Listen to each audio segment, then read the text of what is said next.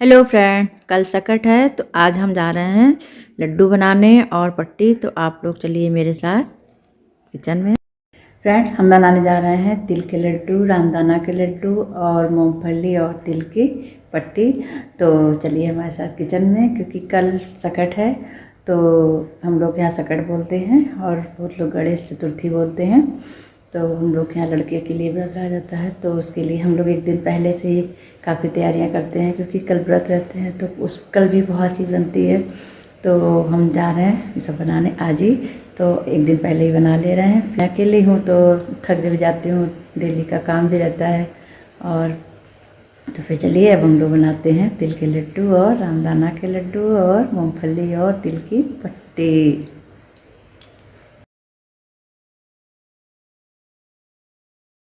तो पहले हम तिल के लड्डू बनाएंगे। तो मैंने गैस पे कढ़ाई रख दी है और इसमें अब हम तिल को पहले से धुल के साफ़ कर लिया है। अब इसको सूखा ही कढ़ाई में डाल के भून ले रहे हैं। तो ये हल्का सा गुलाबी रंग की हो जाती है, तब तक इसको भूनेंगे। और ये देखिए इसका कलर चेंज हो गया है और ये भुन गई है। हाथ से मसलने पर ये फूट जाती है, तो इसका मतलब ये अच्छे से भुन गई है। अब इसको हम निकाल लेंगे और उसी कढ़ाई में अब हम रामदाना भून लेंगे, क्योंकि अभी कढ़ाई में कुछ लगा नहीं, साफ़ ही है। तो रामदाना को भी मैंने धुल के साफ़ कर लिया है, सुखा भी लिया है। अब हम इसको भूनेंगे। तो उसी कढ़ाई में हम थोड़ा थोड़ा रामदाना डालकर भूनेंगे। तो इसको कलछिल से नहीं, कपड़े से हल्के से चलाते हुए भूनेंगे। तो जिस टाइम भून रहे हैं इसी तरह भूनेंगे तो बहुत अच्छे लावे बनते हैं। तो लड्डू भी अच्छे बनेंगे। जब सारे रामदाना फूटे हैं तभी लावे अच्छे बनेंगे। ये अच्छे से सूखे हैं तो इसके लावे भी अच्छे से फूटते हैं। तो ये देखिए कितना अच्छे से भुन रहा है, बहुत ज़्यादा छिटक रहा है। जिसको मैंने थाली से ढक दिया है। और 2 सेकेंड बाद ये मैंने खोल के देखा, ये देखिए कितने अच्छे हमारे लावे बन गए हैं। तो रामदाना का लावा कितना अच्छा से भुन गया है। इसी तरह हम थोड़ा थोड़ा डाल के पूरा रामदाना के लावा को भून लेंगे। अब हम लड्डू बनाएंगे, तो इसके लिए पहले हम गुड़ पिघलाएंगे। तो पहले हम तिल के लड्डू बनाएंगे, क्योंकि मैंने तिल भी भून लिया है, रामदाना भी भून लिया है। उसी कढ़ाई को साफ़ करके मैंने इसमें गुड़ डाल दिया है। और गुड़ को पिघलने के लिए थोड़ा सा मैंने आधी कटोरी पानी डाल दिया है, ताकि गुड़ अच्छे से पिघल जाए। और ये देखिए गुड़ पिघलना शुरू हो गया है। और तिल के लड्डू के लिए चाशनी तैयार हो गई है। इसको चेक करने के लिए मैंने एक कटोरी में पानी लिया और ये गुड़ को डाल दिया है। ये देखिए हल्का सा पिघल रहा है, ताकि अभी थोड़ा सा और पका लें हम। पानी में डालने पर अगर जम जाता है तो समझ लीजिए चाशनी हो गई है। और अभी हम दोबारा फिर चेक करते हैं।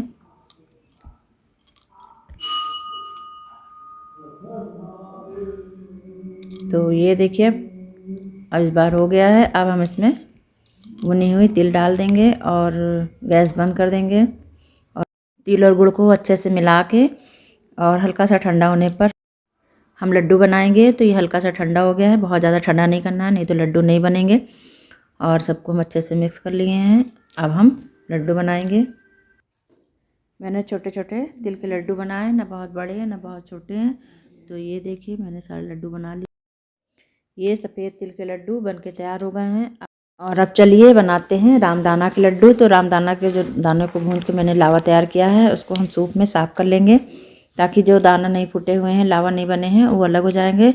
तो लड्डू अच्छे बनेंगे। नहीं तो अगर सब डाल देंगे तो फिर लड्डू अच्छे नहीं लगते हैं। तो उसके हम लावा लावा सूप से अलग कर ले रहे हैं। तो ये देखिए इतने सारे लावा बन के तैयार हैं रामदाना के। अब चलिए अब इसके हम लड्डू बनाते हैं। तो मैंने वही कढ़ाई ले लिया है जिसमें मैंने तिल के लड्डू का सीरा बनाया था। तो अब हम रामदाना के लड्डू का सीरा इसी में बनाएंगे।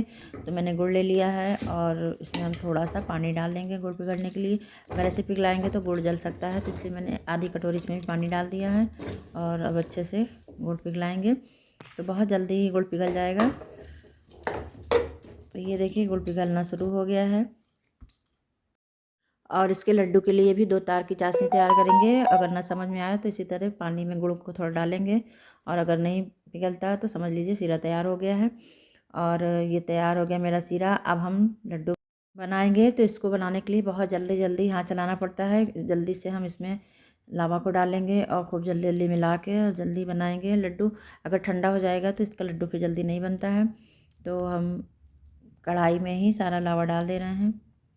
हालांकि मुझे कढ़ाई छोटी लग रही है, लेकिन हम इसी में किसी तरह मिला के बना लेंगे। और सारे रामदाना के लावा को मैंने गुड़ में मिला लिया है और मैंने 3-4 लड्डू बना लिया है। इसी तरह मैंने सारे लड्डू बना लिए। तो ये देखिए मेरे रामदाना के लड्डू बन के तैयार। अब हम बनाएंगे मूंगफली, तिल और गुड़ की पट्टी। तो इसकी पट्टी बहुत ही टेस्टी और स्वादिष्ट बनती है।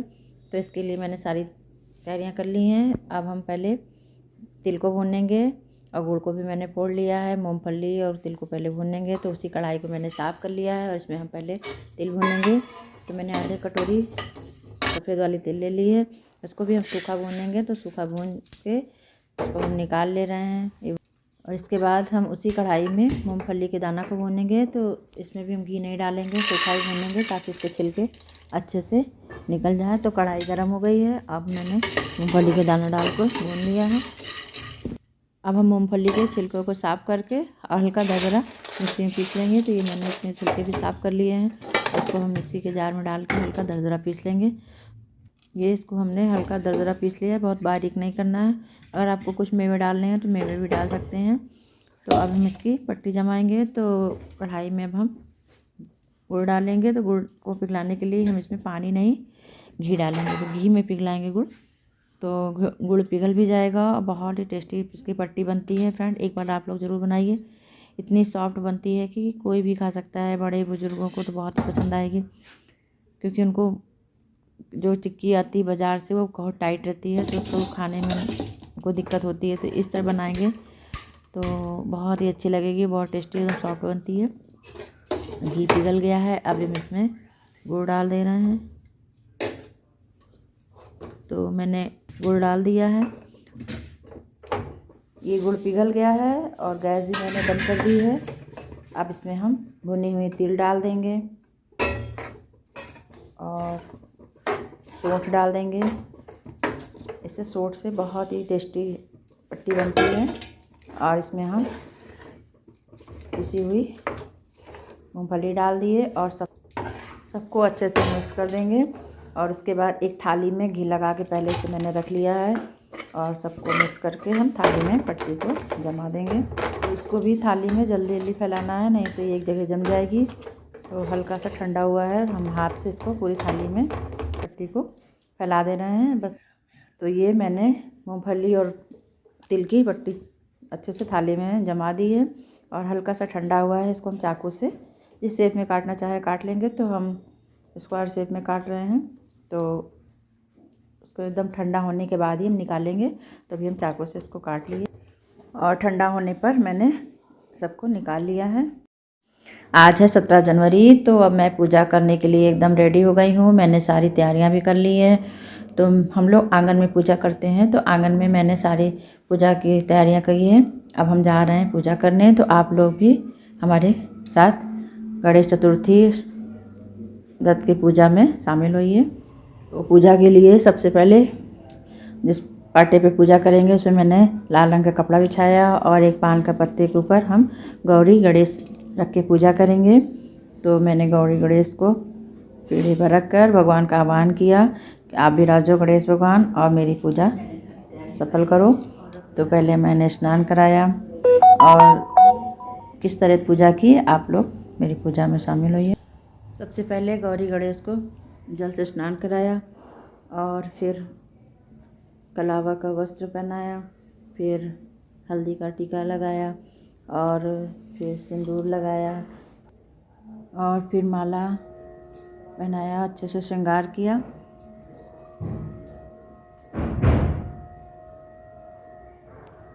इस दिन गणेश भगवान को काली गाजर, लाल शकरकंद और हम लोग के यहाँ बैगन भी चढ़ाते हैं। तो छोटे वाले एकदम पतले वाले बैगन रहते हैं उसको, और अमरूद सीजन वाले फल रहते हैं। तो हम लोग अमरूद भगवान को चढ़ाया और काली तिल का पहाड़ बनाते हैं, रामदाना के तिल का लड्डू और मूंगफली का पट्टी और सिंघाड़े के आटे का हलवा।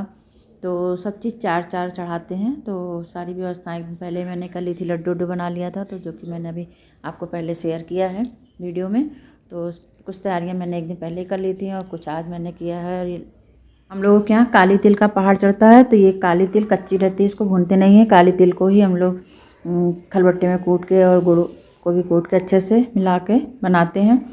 तो इसका पहाड़ चढ़ता है कल दूसरे दिन, उसके दूसरे दिन, पूजा के दूसरे दिन जिसके लड़के रहते हैं वो पहाड़ काटते हैं और फिर सबको प्रसाद दिया जाता है। तो हम सब चीज़ चढ़ा चुके हैं भगवान को और अब हम अगियार करने जा रहे हैं। तो मैंने कंडे में आग लगा दी है, आग कंडा भी तैयार हो गया है। और अगियार करने से पहले हम दीपक जला के रख देंगे और धूप बत्ती सुलगा के तब हम अगियार करेंगे। तो दीपक मैंने जला दिया है।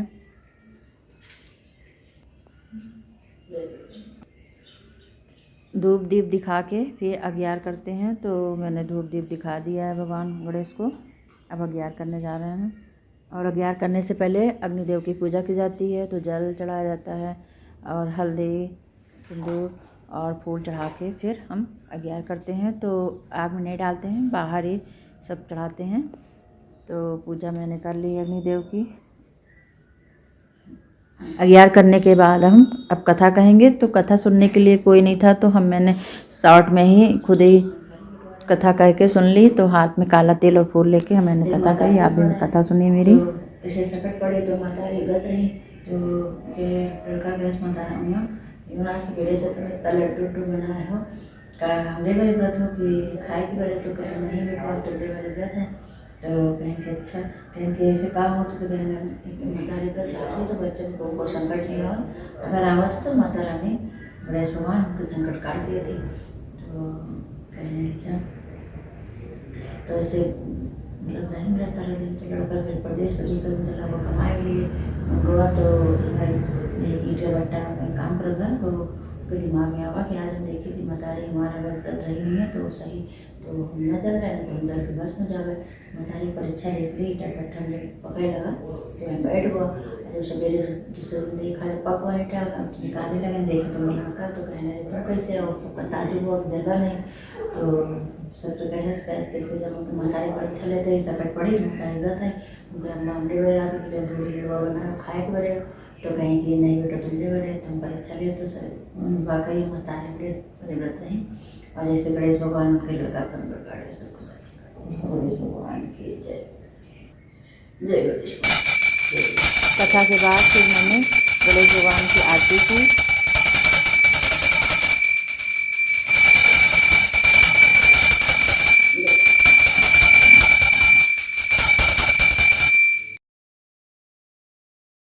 पूजा कथा के बाद अब गणेश भगवान को अर्घ्य देते हैं। तो बाल के बाएं साइड का थोड़ा सा लट निकाल के और उसमें तिल हाथ में पकड़ के और थोड़ा सा जल डाल के और फिर परिक्रमा करते हैं गणेश भगवान की। तो इस तरह मैंने एक बार पूरी की परिक्रमा और इसी तरह 3 बार अभी और घूमेंगे। और वो तिल जो हाथ में लिए रहते हैं गणेश भगवान को चढ़ा के फिर दोबारा हाथ में फिर तिल लेते हैं और थोड़ा सा जल डाल के हाथ में फिर घूमते हैं।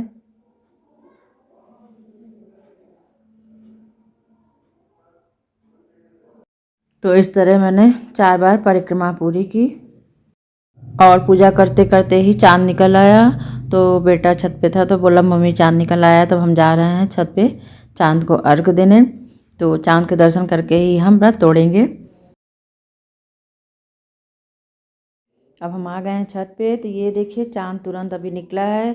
मैंने चाँद के दर्शन किए और इनकी पूजा की, धूप दीप दिखाया और फिर हम नीचे आए और गणेश भगवान का आशीर्वाद लिया। और मेरा छोटा बेटा इस बार मेरे पास था तो उसने भी भगवान की पूजा में मेरा सहयोग किया और गणेश भगवान का आशीर्वाद लिया। फिर मैंने घर में सभी बड़ों का पैर छू कर आशीर्वाद लिया और इस तरह मेरा व्रत पूरा हुआ। फिर मैंने फलाहार किया और इस तरह मेरा व्रत पूरा हुआ। बोलो गणेश भगवान की जय।